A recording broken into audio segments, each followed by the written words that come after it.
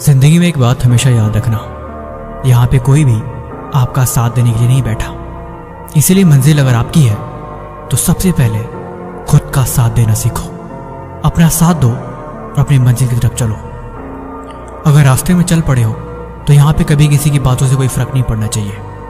कोई आपके बारे में क्या सोच रहा है, कोई आपके बारे में क्या कह रहा है, इस बात से आपको कोई फर्क नहीं पड़ना चाहिए।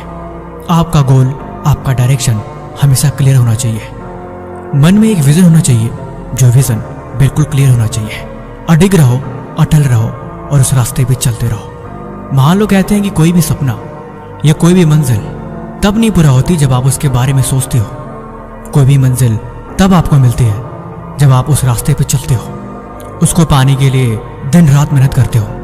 एक ही सपने को पाने के लिए लाखों करोड़ों लोग हैं यहाँ पे। आपको अपनी पहचान कुछ अलग बनानी पड़ेगी।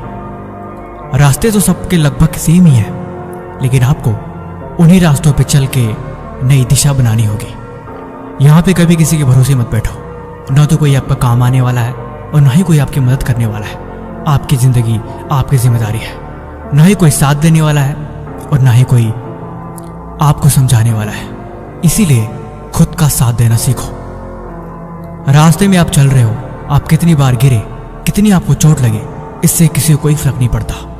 अगर आपको मंजिल मिल जाती है, लोग तभी आपकी कहानी सुनेंगे। ये दुनिया उसी को हीरो मानती है जिस हीरो को अपनी मंजिल मिली हो। उसके रास्ते में उसने कितनी संघर्ष करी है, कितनी कठिनाइयों और दुखों को झेला है, इस बात से उनको तब तक कोई मतलब नहीं होता जब तक कि वो कामयाब नहीं हो जाता। अब वक्त को बर्बाद ना करो, अब खुद पे ध्यान दो और अपना साथ देना सीखो। क्योंकि कामयाब होने के लिए तुम्हारा खुद का साथ जरूरी है। अगर हम खुद का साथ नहीं देंगे तो हम कभी कामयाब नहीं हो सकते।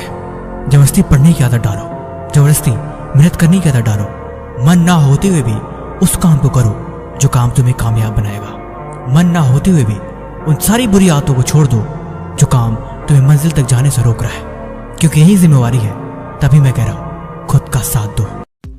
स्वागत है आपका फिर से एक मजेदार फ्रेश वीडियो में, जहां पे आप सीखेंगे कुछ बेहतर अपने जिंदगी के लिए। दुनिया बदल रही है, हर एक चीज में बदलाव आ रहा है, लेकिन अगर आप वहीं रुके रहेंगे तो आपके अंदर कुछ नहीं बदलेगा।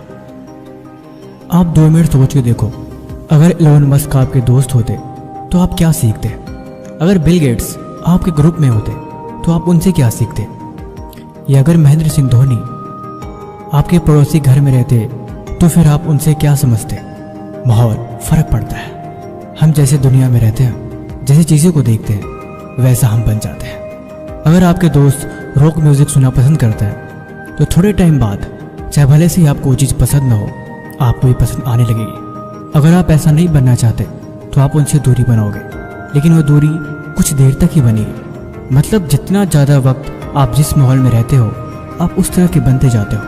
आपके विचार, आपकी सोच, इस दुनिया की हर एक चीज़ बदलती है सिर्फ माहौल की वजह से। इसीलिए हर दिन आधे घंटे किताब पढ़ना ज़रूरी है।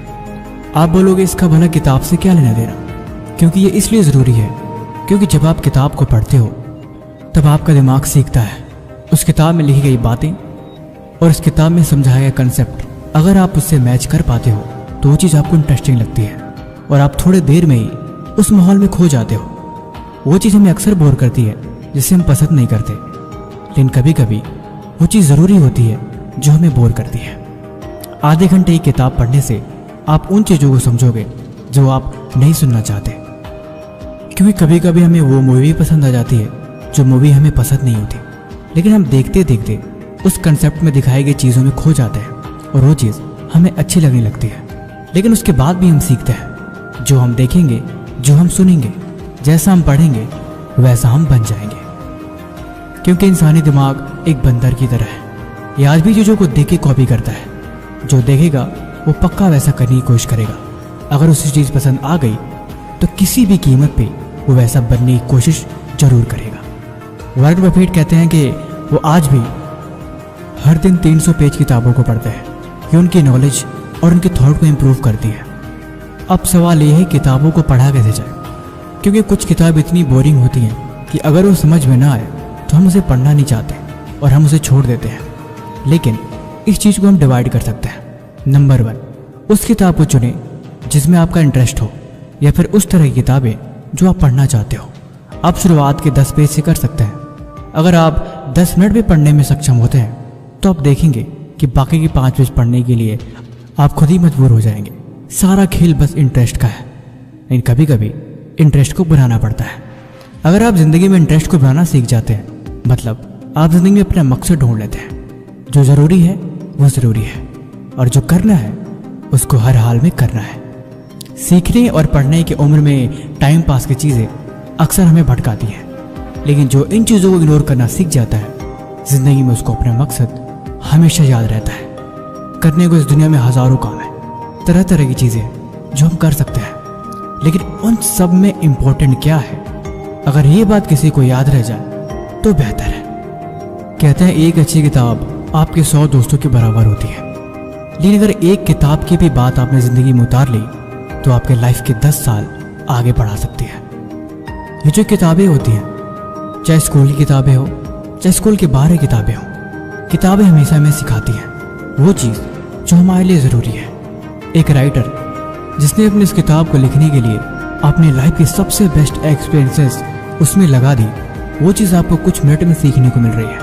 आप सोच के देखो, अगर आप लाइफ में सक्सेसफुल बन जाओ, अगर आपको अपने ऊपर किताब लिखनी हो तो आप कैसे लिखेंगे?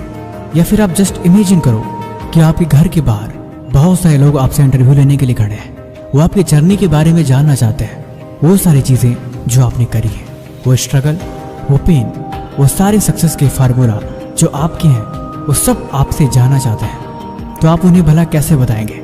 आप उनको वर्ड में कैसे एक्सप्रेस करेंगे? क्या आपको पता है, स्वामी विवेकानंद के पास हजारों किताबें थी और उन किताबों को रोज पढ़ा करते थे। कहते थे किताबें उनकी सबसे अच्छी दोस्त है। अगर उनको ज़िंदगी में कुछ चीज़ ले जाने के लिए बोला जाएगा तो हमेशा किताबों को ही चुनेंगे। आखिर ऐसा क्या है किताबों में कि महान लोग हमेशा इसमें खोए रहते हैं? ये पुरानी किताब है, ये किसी जमाने की किताब है जो किसी ने लिखी है, और उसी किताब को लेके हमारी ज़िंदगी बदलती है। आखिर कुछ बात तो है, कुछ रहस्य तो है जो आपकी ज़िंदगी बदलने के लिए हर पल मजबूर कर देता है। कहानी वाली किताबें, ज़िंदगी को बदलने वाली किताबें, या भूतों की किताबें, या फिर वो किताबें जो धार्मिक है। उसमें लिखे तो शब्द होते हैं, लेकिन वो शब्द किसी के विचार हैं, या फिर वो चीज़ें हैं जो किसी का मार्गदर्शक है। लेकिन मज़े की बात है, वो जो भी है वो काम की चीज़ है। ज़िंदगी में कभी मौका मिले तो उस इंसान को ढूंढना जो कामयाब तो हुआ हो, लेकिन वो ये बात बोल सके कि उसे किताबें पढ़ने का शौक नहीं। यानी कि फार्मूला यहाँ भी लगता है, अगर कामयाब कोई हुआ है या फिर किसी को मंजिल मिली है तो उसका रास्ता किताबों की तरफ होके ही गया है। जिनको किताबों से प्यार होता है वो ज़िंदगी में किसी और चीज़ से खास लगाव नहीं रखते, क्योंकि उनको अपनी मंजिल मिल चुकी होती है, और ये मंजिल का पाने का नशा उम्र भर नहीं उतरता। किताबों को पढ़ते पढ़ते लोग अपनी किताबें लिखते हैं, अपनी कहानी, अपना किस्सा, अपना मकसद और अपना फार्मूला। क्योंकि सीखो और सिखाओ, पहले समझो फिर समझाओ, पहले दुनिया को परखो फिर अपना मकसद बताओ। कहते हैं डॉक्टर APJ अब्दुल कलाम रात के अंधेरे में लालटेन जला के अकेले में पढ़ा करते थे। स्वामी विवेकानंद घंटों अकेले किताबों में लगा रहते थे। आखिर ऐसा क्या नशा था उन किताबों में कि हर कोई इनमें डूबा ही रहता था। एक कहानी है जो मैं अक्सर लोगों को सुनाता हूँ। स्वामी विवेकानंद एक बार सड़क के नीचे बैठ के पढ़ रहे थे। स्ट्रीट लैम्प जल रही थी, उनके सामने से पूरी बारात निकल गई और उन्हें पता ही नहीं लगा। बाद में किसी ने पूछा कि तुम यहाँ क्यों बैठ रहे हो? अभी यहाँ से एक बारात गई, क्या तुम बता सकते हो कि वो बारात किस तरफ गई? उन्होंने बोला, मुझे नहीं पता, मैंने तो बारात को देखा ही नहीं। वो इंसान चौंक रह गया कि आखिर यहीं बैठा है, लेकिन इसे इतना भी खबर नहीं कि इसके माहौल में क्या चल रहा है। ध्यान इसे ही कहते हैं। जब एकाग्रता एक जगह लगती है तब अक्सर उस चीज़ में इंसान खो जाता है। कहते हैं एकाग्रता एक सुई की नुकीली धार की तरह होती है कि अगर एक बार वो धार बन गई तो हर चीज़ के पार निकल जाती है, फिर उसको कुछ दिखाई नहीं देता। मैंने वीडियो की शुरुआत में बोला कि हर दिन 30 मिनट किताब को पढ़ना चाहिए। ऑडियो बुक सुनना अवॉइड करें। अगर आप किताब को हाथ में पकड़ के पढ़ते हैं तो आप उसके टेक्सचर को फील करते हैं, आपको महसूस होता है कि आप कुछ समझ रहे हैं, क्योंकि समझना ज़रूरी है। बाकी आप डेली कितने घंटे किताब को पढ़ते हैं आप हमें कमेंट बॉक्स में जरूर बताइए। बाकी वीडियो आपको कैसी लगी आप हमें कमेंट बॉक्स में जरूर बताएं। और किसी भी तरह का सवाल है तो आप वो भी हमसे